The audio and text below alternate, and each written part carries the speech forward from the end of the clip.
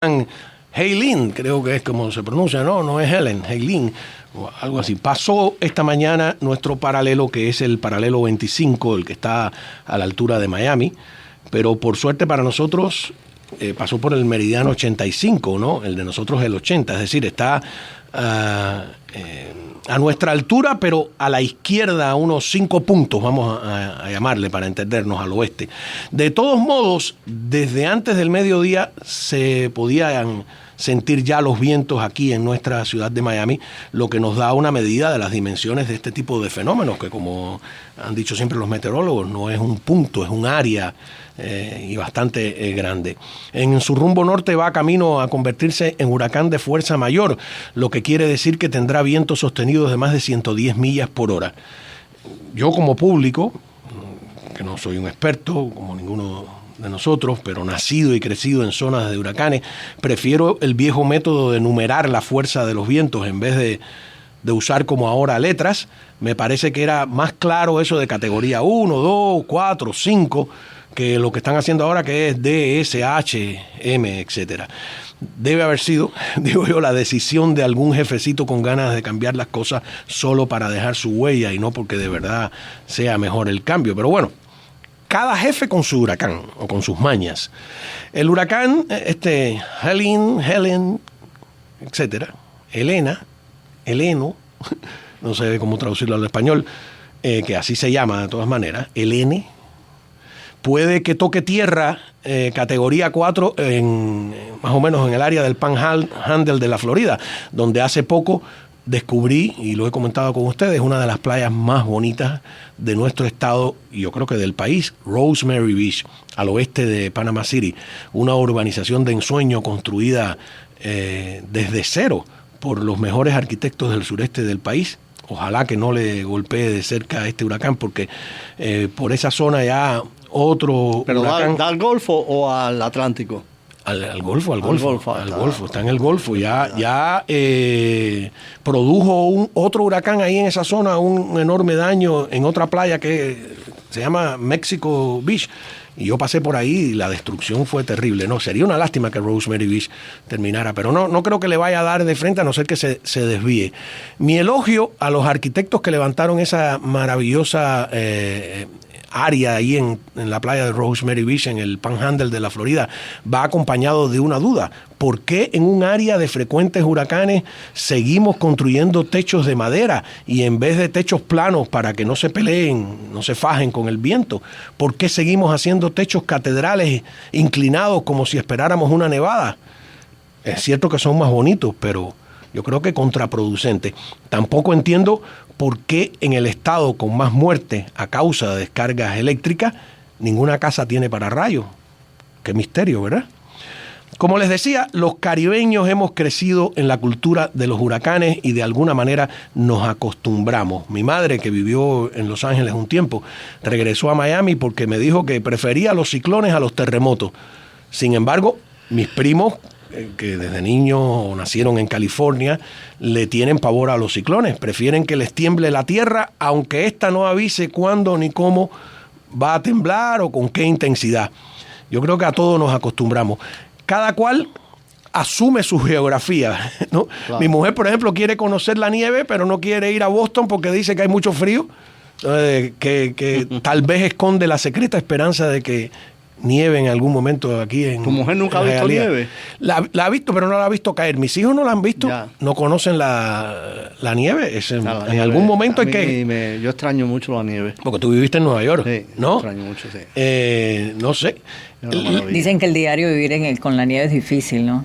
Sí, pero bueno, si tú vas una semana, depende, ¿no? Mira, y si vives en la ciudad que coges metro y eso, no es tanto problema. El problema es el que tiene que manejar todos los días. El que tiene que manejar, sí, que claro. Tiene que paliar la nieve, ¿no? Todas las mañanas. A ver, que sí. Bueno, sí, pero... Les decía que siempre, no sé a ustedes, pero a mí me fascinaron los ciclones. He buscado lo que hay escrito sobre ellos y la más antigua referencia a un huracán, la primera vez creo yo que se escribió en español o en cualquier otro idioma esa palabra tan poética, fue en los diarios de Colón y del hijo de Colón, Hernando, el más chiquito que le acompañó en el cuarto viaje.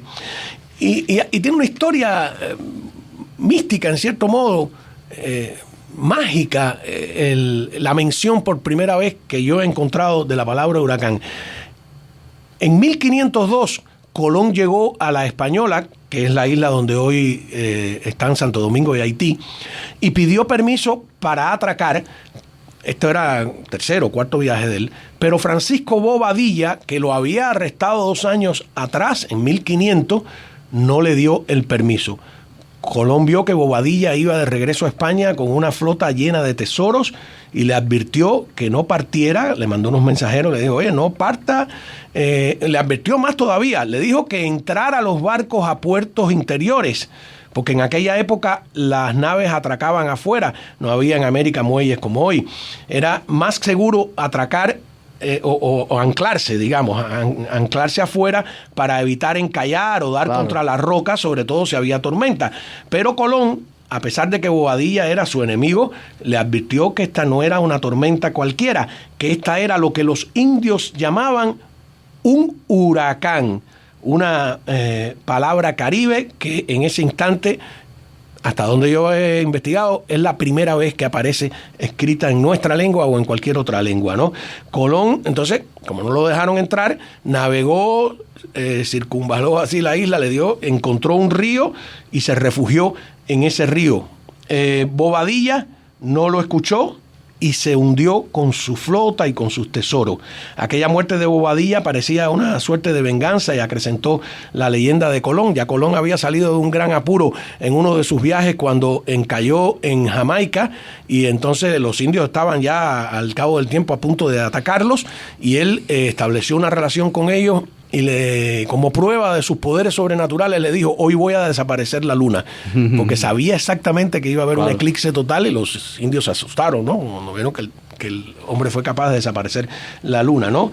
Lo que pasa es que Colón escuchaba, investigaba. Era un hombre brillante, ¿no? Un hombre... Tenía una mentalidad científica, ¿no? Sí, claro. Y Bobadilla tenía una mentalidad militar, colonial, y había un juego de poderes, porque fíjate, cuando tú le das poder a alguien, había una pelea tremenda, Colón, el hermano, todo el mundo con los colonos españoles ahí en lo que es hoy Santo Domingo y Haití, y un desorden, no era fácil controlar, claro. Era más fácil controlar a los indios que a los otros que hacían barbaridades, ¿no?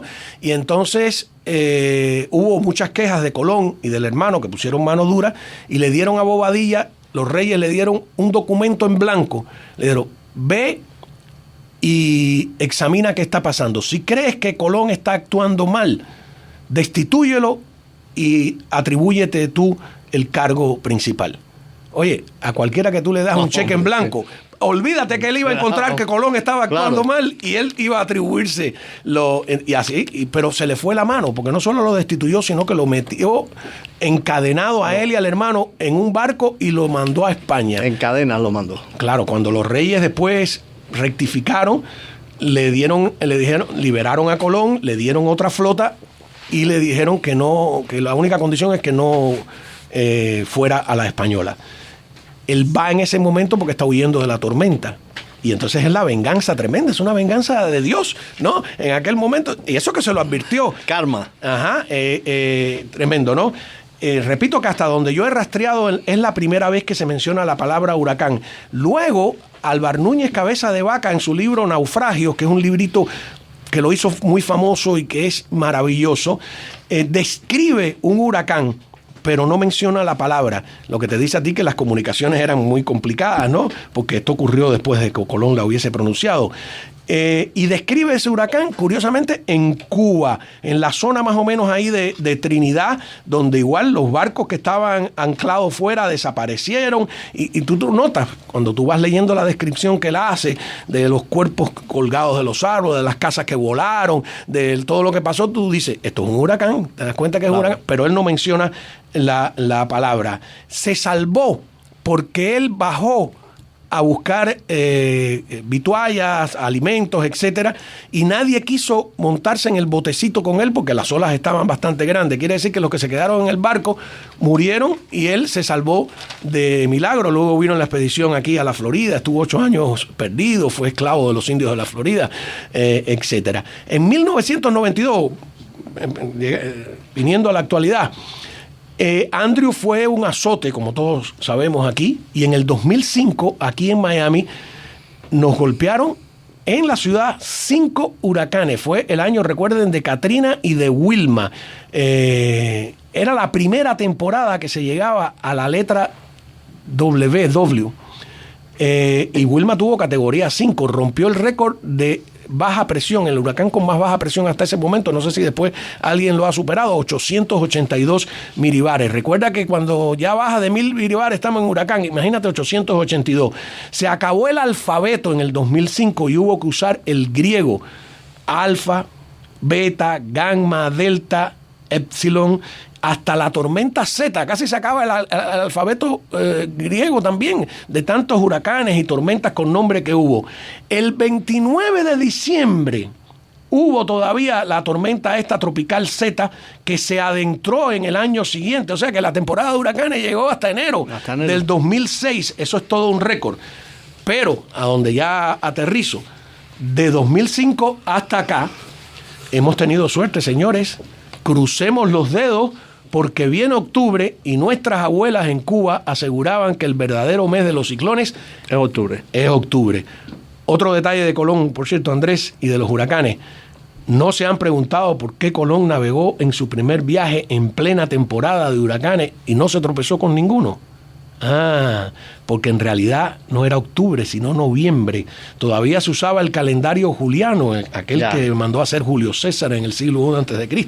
Todavía faltaban 90 años, en 1492, para que el Papa Gregorio rectificara el error de los años bisiestos y estableciera el calendario que usamos hoy en día, que es el calendario gregoriano, que lleva el nombre del Papa. Esa es la razón. Pero si le preguntas a los extremistas ambientalistas, te dirán que no, que la razón es el cambio climático, que la razón es, por supuesto, el calentamiento global. Están escuchando A Fondo con Juan Manuel Cao. Esto es América Radio.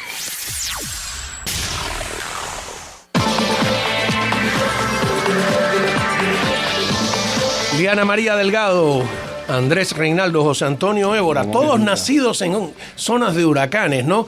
Es verdad, hemos venido con los huracanes. No, y por cierto, me está escribiendo Miguel Cruz Santana, que quiero decir lo que dice, que él vivió en Toronto 13 años y que le encanta la nieve. ¿Ah, sí? Sí. Mira, qué maravilla. La nieve es ese... Tú sabes que yo, para más... Dice que es placentera, caminar mientras cae, pero tener que pasarte un día entero paliándola frente a tu casa, dice, es una pesadilla. Eso se había oído, el paliar, sobre todo a los autos, ¿no? Si tienes auto y ponerte... Tú sabes que yo recién llegado a Nueva York en el invierno de 1980, los primeros 6 meses los pasé aquí después que llegué, en Miami, y una prima mía me acogió y me dijo, vamos que te voy a llevar al MoMA para que veas una exposición de los vikingos que hay. El Museo de Arte Moderno de Nueva York. Y fuimos y vimos no era el MoMA, era el Metropolitan, creo. Fuimos y vimos la exposición de los vikingos, espectacular, ¿eh? Tremenda exposición. Y al salir, que estamos en la puerta parados, yo veo y le digo, oye, ¿qué está pasando? ¿Qué está cayendo del cielo? Y dice, es nieve, es nieve. Empieza así como una... Parece una cenicita. Ajá. Exacto. Bueno, en Nueva York yo estuve un día entero con Busi, el camarógrafo, y con Leticia Herrera, la productora, caminando.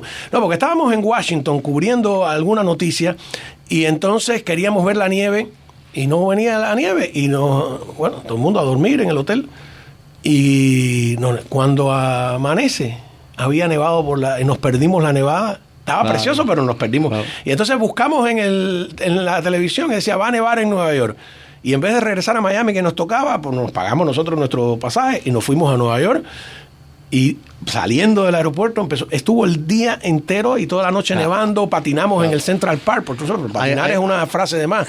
Resbalamos, nos caímos. Y déjame decirte, la nieve de Nueva York, esa parte es un chiste comparada con la nieve de más arriba de los estados que dan los... Yo quiero ir a Boston en diciembre. Bueno, nosotros fuimos en Indiana, en Notre Dame, donde todavía está estudiando uno de mis hijastros. En la Universidad de Notre Dame, los hidrantes del agua tienen al lado un palo rojo de 10 o 12 pies. Y ese para que la gente no tropiece. No, ese palo rojo es para que si hay un fuego, los bomberos sepan que donde está ese palo rojo abajo hay un hidrante, que rompan la nieve y busquen el hidrante. Cubre completo. Porque los cubre los hidrantes. Claro. Bueno, esta nevada de Nueva York a mí me tocó en marzo. Yo no sabía que en marzo podía nevar tan intensamente y después descubrí que sí. Fíjate que los bancos de Nueva York tenían una capa gruesa de nieve que me llamó la atención, que al otro día el New York Times, la foto que tenía para ilustrar cuánta nieve había caído era precisamente un banco, un banco del Central Park. Pero no sé, es interesante. Nosotros aquí tenemos los huracanes, los que no están acostumbrados. A mí lo que, no voy a decir que me gusta, pero que prefiero de los huracanes es que te avisan.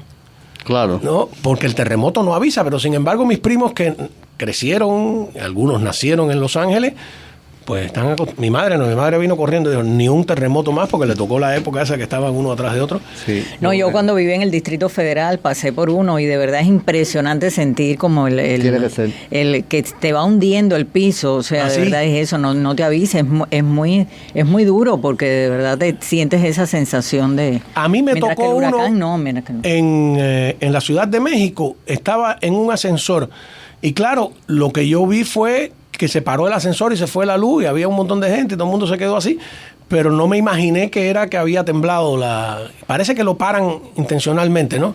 No sé qué pasó, pero los nativos sí dijeron, está temblando. Sí. Yo en Puerto Rico tiembla, pero levemente. Oye, las imágenes que estamos viendo ya de algunas zonas de la Florida, aquí vemos un puente casi, es que esa zona es muy baja, las crecidas de mar, ¿qué punto dice que es? Ustedes que tienen buena vista y ese que estamos viendo. Porque, Orange County. Orange County es donde está Sarasota y todo eso, ¿no? Ajá, esa parte de ahí, el Panhandle. Si esa agua sube, el puente se lo lleva. Sí. Se lo lleva. Es que es una cosa que hemos visto en los últimos huracanes, que traen...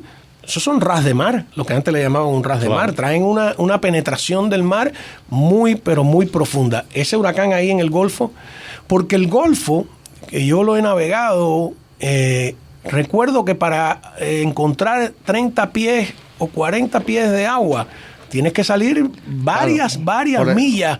No, es bajito. Por eso es que el agua es tan clara. Y las playas son tan claras porque donde hay aguas poco profundas hay pocos escalones y al haber pocos escalones hay poco plancton, porque el plancton es el que tiñe el agua.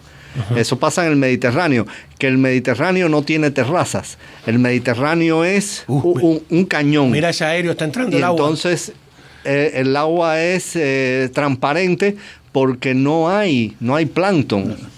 No hay casi plancton en el Mediterráneo porque no tiene terraza. Estas imágenes que estamos viendo del huracán presiento que son posibles por los drones. Claro, es posible. Ahora el dron tiene que enfrentar el viento. Mira eso, está entrando el agua y los carros siguen por ese puente. Pero está tremendo eso. Y está en medio del agua, todavía esto va a traer problemas, este va a ser un huracán desastroso. Hay de los cuantos condados que tenemos, 67 condados. 67. Pues hay como 60 que están en estado de emergencia ahora mismo. Sí. Declarado por el gobernador. ¿Te acuerdas que en los ciclones... ¿te acuerdas? No, ustedes tienen que saberlo, lo tienen que haber hecho. Que uno en Cuba salía a mariposear después del huracán enseguida a verlo. No, a mariposear. Y por ahí tengo testigos, uno que está en Lehigh, Ulises López, José Agustín Valdés, que está por acá. Nosotros nos fuimos a donde está ahora y el Hotel Copacabana, que queda en la calle Primera y 44 y 46 más o menos. Eso estaba abandonado. Y eso tiene una poseta natural. Y nosotros en un huracán Fuerza 1 nos fuimos allí a bañarse en las olas que te tiraban además contra el Dienteperro. No, ahí había una, que he visto imágenes, como una piscina natural y entonces como un piso de cemento. Ya. si te equivocabas y te daba contra el piso de cemento la ola, nos elevaba y veíamos en la azotea, cuando la ola subía, la azotea del, que no es muy alto ese hotel, tendrá 2, 3 pisos, 4, no sé, la veíamos así, subíamos y bajábamos. Era una diversión. Sí, claro. Ese pánico que nos transmiten hoy, sí. desde que el huracán aparece por allá, por África, nos están metiendo miedo. Vaya, la verdad que los destrozos son tremendos, ¿no? Porque aquí hay más que perder. Claro. Aquí hay más que perder. Allá lo que se te podía ir era el techo de zinc. Aquí se te pueden ir millones de dólares.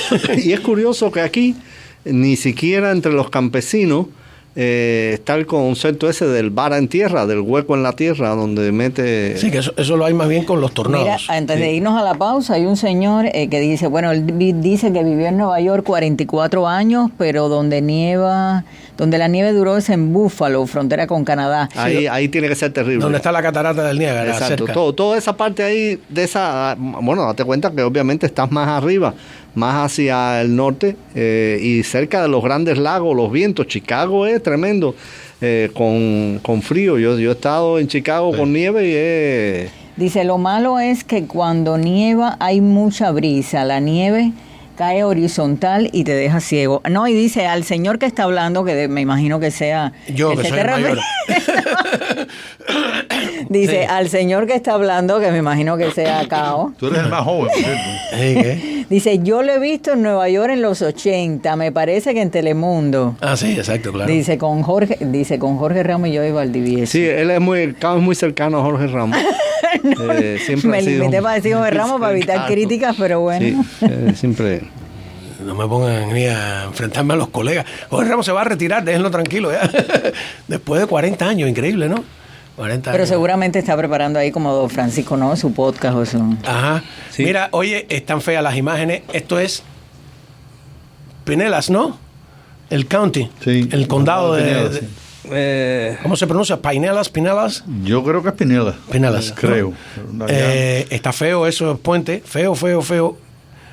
Y es el mismo, sí, es el mismo que estamos viendo en Fox y en Newsmax. Sí. Así que nada, vamos a una pausa. El otro huracán es en Nueva York y tiene que ver con el encauzamiento del alcalde Eric Adams, que hay toda una teoría conspirativa que a lo mejor no es tan conspirativa. Estoy viendo, por cierto, ya a la vicegobernadora haciendo un anuncio importante sobre el huracán. Para estar bien informado, te invitamos a escuchar América Radio 1260 AM Miami, la voz del exilio.